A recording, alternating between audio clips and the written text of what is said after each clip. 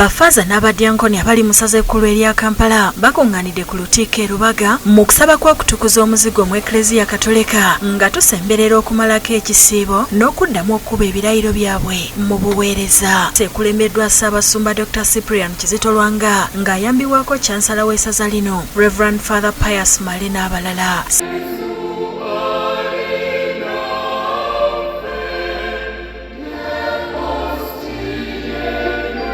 Ssaabasumba yennyamidde olw'obutabanguko mu maka, obukubagano mu byobufuzi, obwenzi n'emize emirala egyeyongedde ensangi zino. Ebirala entalo mu maka eziyitiridde omuntu kyayita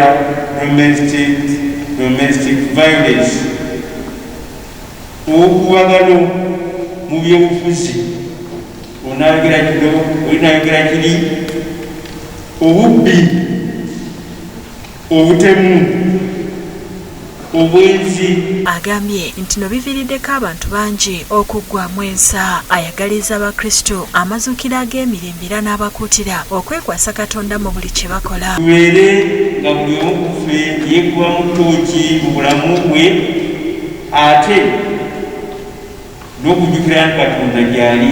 Alambuludde amakolo g'olunaku luno n'asaasira abafiiriddwako abaabwe olw'obulwadde bwa COVID-19.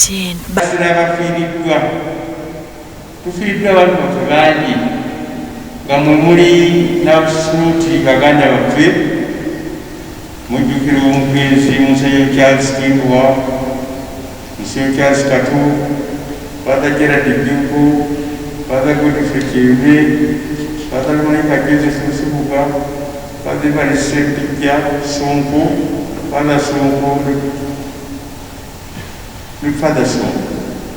Bannange kitalo nnyo.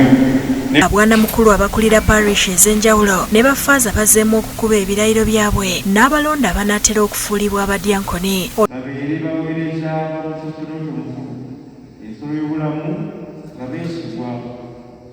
Oluvannyuma Ssaabasumba atukuza omuzigo gwa kulisima ogw'abalonde n'ogw'abalwadde n'aguwa omukisa.